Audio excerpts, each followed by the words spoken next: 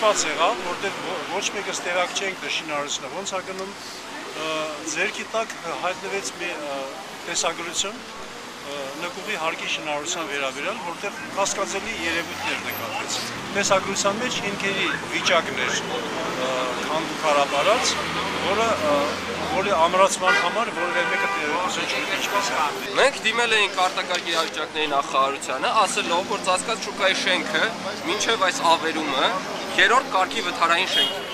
Եվ որոշ ֆոտո եւ վիդեո ինֆորմացիայի վրա մենք գիտենք, որ վերականգնում կոչեցյալը եղի է ունեցել լուրջ խախտումներով եւ որպեսզի նրանք ստուգեն, արդյոք շենքը անվտանգ է, թե կփլուզվի ինչ-որ մեկի գլխին։